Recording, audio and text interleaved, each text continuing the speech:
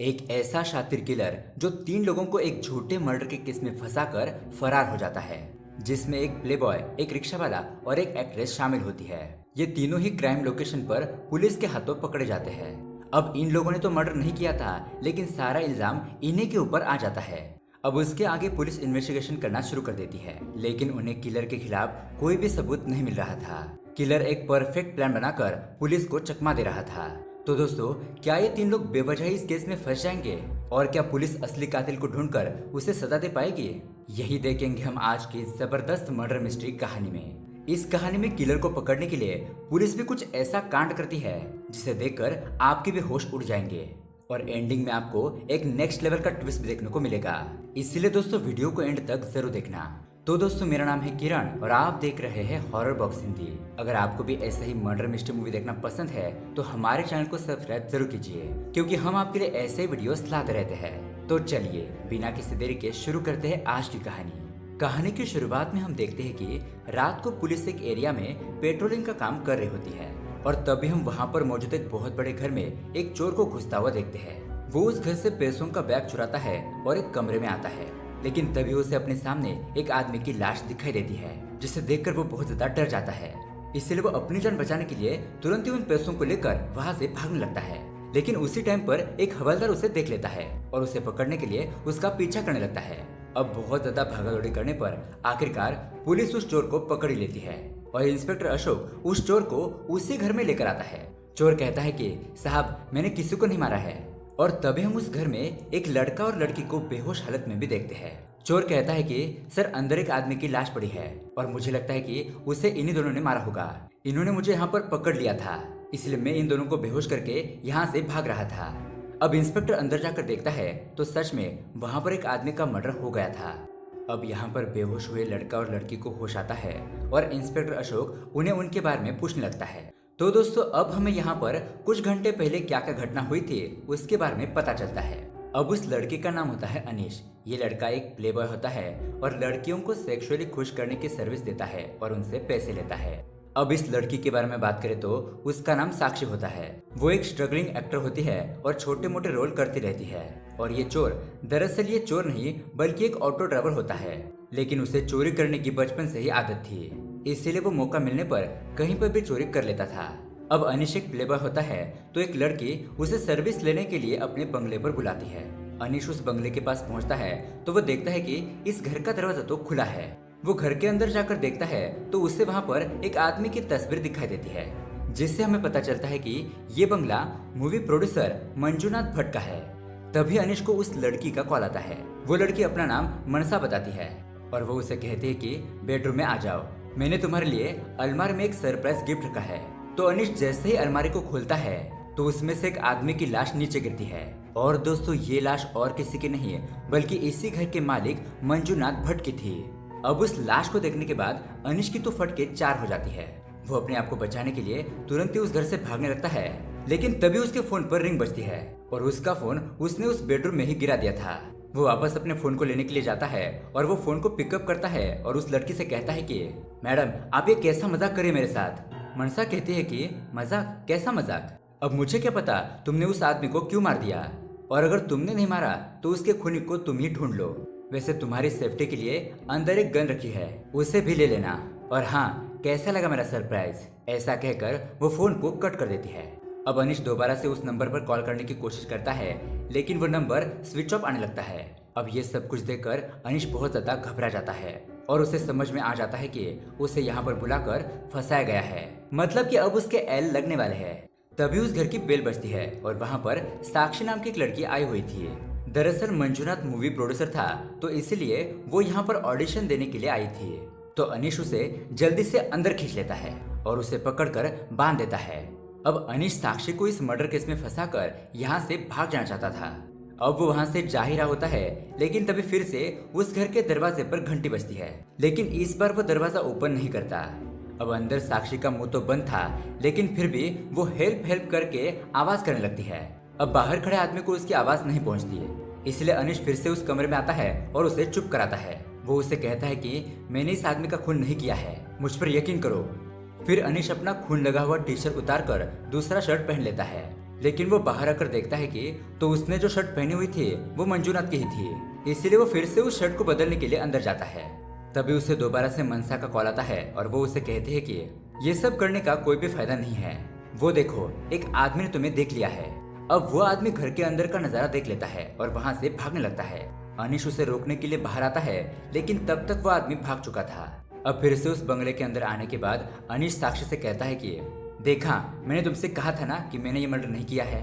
तो साक्षी उसे इशारा में कहने लगती है कि मुझे वॉशरूम जाना है और वो उसे अंदर भेज देता है और यहाँ बाहर बैठकर अपने हालात पर रोने लगता है कि उसने यहाँ पर आकर बहुत बड़ी गलती कर दी। तब यहाँ पर साक्षी को अंदर बाथरूम में रखी हुई गन मिल जाती है और वो बाहर आकर अनिश से पूछती है कि अगर तुमने मर्डर नहीं किया है तो तुम पुलिस के पास क्यों नहीं जाते। लेकिन तभी उन्हें मनसा एक वीडियो सेंड करती है। दरअसल दोस्तों, उस घर में सीसीटीवी कैमरास लगाए हुए थे। यहाँ पर होने वाली सारी घटनाएं उसमें रिकॉर्ड हो रही थी और ये सब कुछ मनसा एक जगह पर बैठकर कंट्रोल कर रही थी। अब ये दोनों उसने भेजा हुआ वीडियो देखते हैं। अनिश जब उस कमरे में जाता है तो वो उस लाश को देखकर वहाँ से भागने की कोशिश करता है और तभी वहाँ पर साक्षी भी फंस गई थी। अब उस वीडियो को देखकर ऐसा लग रहा होता है कि अनिश ही मंजुनाथ का खून करके वहाँ से भाग रहा हो, लेकिन हमें तो पता है ना कि ऐसा नहीं था। तभी मनसा अनिश को कॉल करके कहती है कि अब तुम दोनों मिलकर इस लाश को ठिकाने लगाओ, तुम दोनों के पास आज रात तक का ही समय है। अब उसके बाद साक्षी को वो कैमरा दिखाई देता है जिसके जरिए मनसा इन दोनों के ऊपर नजर रख रही थी, इसलिए वो उस कैमरे को बंद कर देती है और वहाँ के सीसीटीवी का हार्ड ड्राइव ढूंढने लगती है, लेकिन उन्हें वहाँ पर कोई भी हार्ड ड्राइव नहीं मिलता। तभी अनिश को फिर से कॉल आता है और अनिश कहता है कि अरे चुड़ैल, तू चाहती क्या है? वहाँ पर बैठकर हमें यहाँ पर ब्लैकमेल कर रही है? दम है तो सामने आ जा, फिर मैं तुम्हें देखता हूँ। लेकिन दूसरी तरफ से एक लड़की कहती है कि सर, आप ये क्या बोल रहे हैं? मैं बैंक से बात कर रही हूँ और आपके लिए एक लोन का ऑफर लेकर आई हूँ। अब दोस्तों, अनिश यहाँ पर पहले से बहुत ज्यादा परेशान था और ये बैंक वाले उसे फोन करके परेशान कर रहे थे। तो अनिश को बहुत ज्यादा गुस्सा आता है और वो अपने फोन को वहीं पर पटक देता है जिससे कि उसका फोन टूट जाता है। ये देखकर साक्षी उसे कहती है कि अरे ये तुमने क्या कर दिया? अब वो मनसा हमसे कांटेक्ट कैसे करेगी? अब दोस्तों, साक्षी भी इस जाल में फंस गई थी, इसलिए वो सीसीटीवी कैमरास फिर से ऑन कर देती है और एक कागज पर अपना नंबर लिखकर कैमरे की तरफ दिखाती है। वो कहती है कि अब हमें इस नंबर पर कॉल करना, क्योंकि वो नंबर साक्षी का होता है। अब यहाँ प्रेजेंट में ये सारी बातें साक्षी इंस्पेक्टर अशोक को बता रही थी। तभी साक्षी के फोन पर उसके पिताजी का कॉल आता है, लेकिन अशोक उससे फोन ले लेता है और हमें यहाँ पर पता चलता है कि दरअसल साक्षी के माता पिता ये नहीं चाहते थे कि वो एक एक्टर बने, लेकिन साक्षी ने उनकी एक भी बात नहीं मानी और आज वो यहाँ पर ऑडिशन देने के चक्कर में फंस गई है। अब उसके बाद अनिश बताता है कि हम रात तक यहीं पर रुके थे, तभी ये ऑटो ड्राइवर इस घर में आ गया। अनिश को लगा कि इस आदमी को मनसा नहीं भेजा होगा, तो वो उसे पकड़कर मारने पीटने लगता है, लेकिन वो ऑटो ड्राइवर कहता है कि सर, मैं तो यहाँ पर चोरी करने के लिए आया था, मुझे किसी ने नहीं भेजा है। लेकिन अनिश उस चोर को भी यहाँ से जाने नहीं देता, इसलिए वो चोर उन दोनों को शराब पिलाता है और वो दोनों यहाँ पर बेहोश हो जाते हैं। फिर वो चोर उस घर में चोरी करने लगता है और चोरी करते वक्त उसे मंजुनाथ की लाश दिखाई देती है, इसलिए वो पैसे लेकर डर के मारे वहाँ से भागने लगता है। लेकिन पुलिस ने उसे देख लिया था, इसलिए वो उसे पकड़कर उसी बंगले में लेकर आते हैं। अब दोस्तों, ये सब कुछ कहानी पता चलने के बाद पुलिस इन्वेस्टिगेशन करना शुरू कर देती है। फॉरेंसिक टीम को बुलाकर सबूत इकट्ठा करने की कोशिश करती है। अब उसके बाद इन तीनों को पुलिस स्टेशन ले जाया जाता है। अब यहाँ इंस्पेक्टर अशोक मंजुनाथ भट्ट के फोन को चेक करने लगती है, तो उन्हें पता चलता है कि मंजुनाथ की पत्नी कीर्ति ने उन्हें कई सारे कॉल्स और मैसेज किए हुए थे, क्योंकि वो अपने घर से कुछ काम के लिए बाहर गई थी। अब कीर्ति को पुलिस स्टेशन बुलाकर उसके हस्बैंड के बारे में उसे बताया जाता है और ये न्यूज सुनकर कीर्ति को बहुत बड़ा सदमा लगता है। उसके बाद हम देखते हैं ये खबर पूरे मीडिया में फैल जाती है कि प्रोड्यूसर मंजुनाथ भट्ट की किसी ने हत्या कर दी। उस वक्त उनकी वाइफ घर पर नहीं थी और पुलिस ने 3 लोगों को आरोपी के तौर पर पकड़ा है। अब उसके अगले सीन में हम देखते हैं इंस्पेक्टर अशोक कीर्ति से मिलने के लिए हॉस्पिटल पहुंच जाता है। अब कीर्ति की तबीयत थोड़ी ठीक थी, तो अशोक उसे सवाल जवाब पूछने लगता है। अब कीर्ति यहाँ पर अपनी कहानी बताने लगती है कि 2 साल पहले कीर्ति और मंजुनाथ की शादी हो गई थी। मंजुनाथ कीर्ति से 10 साल बड़ा था और उसकी उम्र 51 थी। वो आगे बताती है कि शादी के पहले 2 साल कैसे बीत गए हमें पता भी नहीं चला। फिर उसके बाद हमने बच्चा प्लान करने का सोचा। अब ये दोनों फिजिकल तो होते हैं, लेकिन कृति को बच्चा नहीं हो पा रहा था, इसलिए वो दोनों एक डॉक्टर के पास जाते हैं। डॉक्टर बताती है कि मंजुनाथ की उम्र बहुत ज्यादा हो गई है, उसके स्पर्म बच्चा पैदा करने के लिए सफिशिएंट नहीं है और कीर्ति के शरीर की कंडीशन ऐसी है कि उससे आईवीएफ के थ्रू भी बच्चा नहीं हो सकता, इसलिए आपके पास डोनर के जरिए ही बच्चा करने का ऑप्शन बचता है। लेकिन मंजुनाथ को इस तरह से बच्चा नहीं चाहिए था। अब ऐसे ही कुछ दिन बीत जाते हैं और कीर्ति को सुबह सुबह एक कॉल आता है कि आपके पति को चोट लग गई है, आप यहाँ प्लेग्राउंड में आ जाओ। तो अब कीर्ति तुरंत ही उस जगह पर पहुंच जाती है। तो वहाँ पर मंजुनाथ के पैर पर थोड़ी सी चोट लग गई थी और अनिश वहाँ पर जॉगिंग करने के लिए आया था और वो मंजुनाथ की मदद करता है। अब अनिश ने मंजुनाथ की मदद की थी तो इन लोगों में फ्रेंडशिप हो जाती है। उसके कुछ दिन बाद मंजुनाथ अनिश को उनकी स्टोन क्रशिंग की फैक्ट्री में लेकर जाता है। वो उसे अपना सारा कारोबार दिखाते हैं और अनिश भी धीरे धीरे उनके बहुत ज्यादा करीब हो जाता है। अब ऐसे ही एक दिन मंजुनाथ और अनिश एक दूसरे के साथ बात कर रहे होते हैं। तभी मंजुनाथ अनिश को अपने बच्चे ना होने की प्रॉब्लम के बारे में बताता है और उसे कहता है कि जो काम मैं नहीं कर सकता वो काम तुम मेरी पत्नी के साथ करो। अब कीर्ति के साथ सोने की बात सुनकर अनिश के तो होश उड़ जाते हैं, लेकिन मंजुनाथ उसे कहता है कि अगर तुमने मेरा काम कर दिया तो मेरी अगली बड़ी फिल्म में मैं तुम्हें हीरो के तौर पर साइन करूंगा और तुम्हें बहुत सारे पैसे भी दूंगा। तो अब अनिश देखने में तो हैंडसम होता है, लेकिन उसके पास ढंग का कुछ काम नहीं था, इसलिए वो ज्यादा पैसे कमाने के चक्कर में ये काम करने के लिए मान जाता है। फिर मंजुनाथ यही बात अपनी पत्नी को बताता है, लेकिन उसे ये बात पसंद नहीं आती। लेकिन उसके बाद हम देखते हैं कि मंजुनाथ अपनी पत्नी कीर्ति को कैसे भी करके मना लेता है। अब उसके अगले दिन से ही मंजुनाथ पूरा का पूरा दिन ऑफिस में ही बिताता था और यहाँ अनिश हर रोज कीर्ति से मिलने के लिए आता था। ये दोनों एक दूसरे के साथ बहुत ज्यादा टाइम स्पेंड करने लगते हैं और आखिरकार कीर्ति प्रेग्नेंट हो ही जाती है। लेकिन अब यहाँ पर होता यह है कि मंजुनाथ की स्टोन क्रशिंग की कंपनी का लाइसेंस कुछ हेराफेरी के चलते जब्त हो जाता है और इसकी वजह से अब उनका पूरा कारोबार ठप हो जाता है। तो मूवी प्रोडक्शन के लिए भी उनके पास ज्यादा पैसे नहीं थे, इसलिए अब ये लोग अनिश को अवॉइड करने लगते हैं। लेकिन एक दिन अनिश गुस्से में उनके घर पर आता है और मंजुनाथ से कहता है कि तुमने मेरा इस्तेमाल किया है, ना ही तुमने मुझे फिल्म में काम दिलवाया, ना ही मुझे पैसे दिए। तुम्हारी पत्नी मेरे वजह से प्रेग्नेंट हुई है, ये बात मत भूलना। लेकिन मंजुनाथ कहता है कि कीर्ति प्रेग्नेंट नहीं है, तुमसे भी कुछ नहीं हुआ, इसलिए चलो जाओ यहाँ से। अब उसके बाद हम देखते हैं कि मंजुनाथ और कीर्ति ने एक जगह पर घूमने के लिए जाने का प्लान बनाया था। तभी यहाँ पर मंजुनाथ कीर्ति से कहता है कि तुम अकेले ही उस जगह पर चली जाओ, मेरा एक अर्जेंट काम आ गया है, वो करके मैं वहाँ पर आ जाऊंगा। तो कीर्ति वहाँ पर चली जाती है और अब ये उसके पीछे ये मर्डर वाली घटना हो गई थी। अब दोस्तों ये सब कुछ जानकारी सुनने के बाद इंस्पेक्टर अशोक हॉस्पिटल से चला जाता है। फिर उसके बाद पुलिस स्टेशन में हम देखते हैं कि ऑडिशन देने के लिए आई हुई साक्षी के पिताजी पुलिस स्टेशन पहुंचते हैं। वो साक्षी को यहाँ से ले जाने के लिए आए थे क्योंकि अगले हफ्ते उन्होंने उसकी शादी फिक्स कर दी थी। अब दोस्तों अब तक खूनी पकड़ा नहीं गया था और साक्षी भी पूरी तरीके से गुनहगार साबित नहीं हुई थी, इसलिए इंस्पेक्टर अशोक कहता है कि मैं फिलहाल तो उसे छोड़ रहा हूँ, लेकिन जब भी उसे बुलाया जाएगा तो उसे पुलिस स्टेशन आना होगा। ऐसा कहकर वो उसे छोड़ देता है। अब उसके अगले सीन में हमें इंस्पेक्टर अशोक की लाइफ के बारे में बताया जाता है। दरअसल इंस्पेक्टर अशोक भी अपने घर में अकेला ही रहता है। वो घूमने शॉपिंग करने अकेला ही जाता है और यही अकेलापन उसे हमेशा के लिए काटने के लिए दौड़ता है। अपने अकेलेपन से अब वो बहुत ज्यादा परेशान हो चुका था। अब दोस्तों उसके बाद इंस्पेक्टर अशोक अनिश और साक्षी के कॉल डिटेल्स चेक करता है। तब उसे पता चलता है कि इन दोनों को किसी इंटरनेशनल नंबर के जरिए कॉल आया था। खैर अब उसके बाद इंस्पेक्टर मंजुनाथ और कीर्ति के फोन डिटेल्स चेक करता है तो यहाँ पर भी उसे कॉमन नंबर दिखाई देता है और उसी नंबर से इन दोनों के फोन पर कॉल भी गई हुई थी। अब उस नंबर की डिटेल निकलवाने के बाद अशोक को पता चलता है कि ये नंबर कार्तिक नाम के एक बंदे का है। अब उसके अगले दिन हम देखते हैं अशोक फिर से मंजुनाथ के घर पर आ जाता है। वो यहाँ पर दोबारा से इन्वेस्टिगेशन शुरू करता है और बहुत ज्यादा तलाशी लेने पर उसे एक दवाई का पैकेट मिलता है, इसलिए वो इस बार में पूछताछ करने के लिए उस डॉक्टर के पास चला जाता है जिसके पास मंजुनाथ और कीर्ति अपने बच्चे न होने की प्रॉब्लम सॉल्व करने के लिए गए थे। वो डॉक्टर इंस्पेक्टर अशोक को बताती है कि ये दवाई हमने ही उसका स्ट्रेस कम करने के लिए दी थी। और यहाँ दूसरी तरफ पुलिस कार्तिक की तलाश में लग जाती है।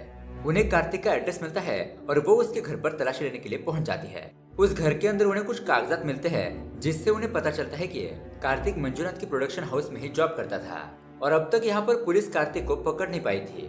अब उसके बाद हम देखते हैं कि इंस्पेक्टर अशोक उस ऑटो ड्राइवर को बहुत ज्यादा मारने पीटने लगता है और उससे पूछता है कि बता तू उस बंगले में क्यों गया था। ऑटो ड्राइवर बताता है कि उस दिन मैं उस बंगले के पास से ही गुजर रहा था तो उस बंगले के अंदर से एक आदमी भागता हुआ मेरे रिक्शा में आकर बैठ गया और दोस्तों यही आदमी कार्तिक होता है। कार्तिक रिक्शे वाले को 500 रुपए देता है और थोड़ा आगे जाने पर वो रिक्शा से उतरकर वहाँ से चला जाता है और जाते वक्त वो छुट्टे पैसे भी नहीं ले जाता। तो इसलिए ऑटो ड्राइवर फिर से पीछे जाता है और उस बंगले को दूर से ही देखने लगता है। वो इस बंगले को देखकर सोचने लगता है कि रात को यहाँ पर चोरी करना बहुत ही अच्छा होगा। और दोस्तों ऑटो ड्राइवर यहाँ पर चोरी करने के लिए आया था तो वो यहाँ पर फंस गया। अब दोस्तों उसके बाद इंस्पेक्टर साक्षी के घर पर जाता है और उसी दिन साक्षी की शादी हो रही थी। अशोक उससे पूछता है कि तुम्हारे मोबाइल पर उस इंटरनेशनल नंबर से किसने कॉल किया था। अब यहाँ से सीन फिर से फ्लैशबैक में जाता है जब साक्षी और अनिश उस घर में फंसे होते हैं। साक्षी अनिश से पूछती है कि तुम यहाँ पर कैसे फंस गए। तो अनिश झूठ बोलता है कि मैं भी यहाँ पर तुम्हारी तरह ऑडिशन देने के लिए आया था। लेकिन दोस्तों तभी अचानक साक्षी के मोबाइल पर मनसा का कॉल आता है और वो उसे बताती है कि अनिश झूठ बोल रहा है। तो अब साक्षी अनिश को डांटने लगती है और उसे सच क्या है ये बताने के लिए कहती है। तो इसलिए अनिश बताता है कि वो एक प्ले बॉय है और एक लड़की को सर्विस देने के लिए वो यहाँ पर आया था। और अब ये बात सुनकर साक्षी के तो होश उड़ जाते हैं। अब दोस्तों ये सब कुछ जानने के बाद इंस्पेक्टर सीधा पुलिस स्टेशन जाकर अनिश को बहुत ज्यादा मारने पीटने लगता है। तब जाकर अनिश बताता है कि वो सना नाम की एक औरत के साथ मिलकर काम करता है, वही उससे क्लाइंट लाकर देती है। लेकिन उस दिन अनिश सना को बिना बताए मनसा के कहने पर उसके बंगले पर पहुंच गया था और इस मर्डर में फंस गया था। अब अनिश की ये बात सुनने के बाद कांस्टेबल अशोक से कहता है कि सर मुझे लगता है कि अनिश सच बोल रहा है। लेकिन इंस्पेक्टर अशोक इसका कोई भी जवाब नहीं देता और उसे देखकर ऐसा लग रहा था कि मानो उसके दिमाग में कुछ और ही प्लान पक रहा हो। अब उसके बाद इंस्पेक्टर साइबर सेल पहुंच जाता है ताकि उन इंटरनेशनल नंबर के बारे में पता चल सके, क्योंकि उस नंबर के जरिए मनसा ने साक्षी और अनिश को कॉल किया था। अब वहाँ पर काम करने वाला टेक्नीशियन कहता है कि सर ये कॉल एक वेब सर्वर के जरिए किए जाते हैं, इसलिए हम इसे ट्रैक नहीं कर सकते और इन्होंने तो यहाँ पर वीपीएन भी यूज किया था।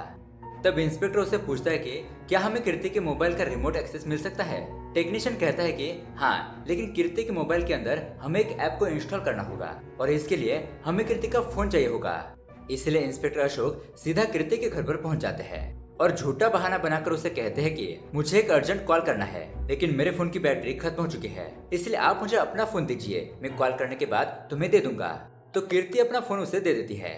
अब अशोक बात करने के लिए साइड में चला जाता है और फिर कीर्ति के फोन में उस ऐप को इंस्टॉल कर देता है। इससे उसे उसके फोन का एक्सेस मिल जाता है।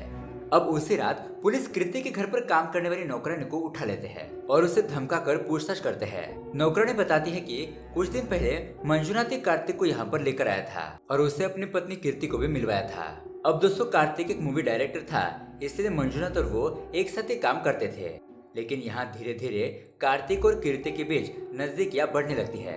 अब ऐसे ही एक दिन मंजुनाथ कीर्ति को एक पार्टी में लेकर जाता है और उस पार्टी में सना भी आई हुई थी।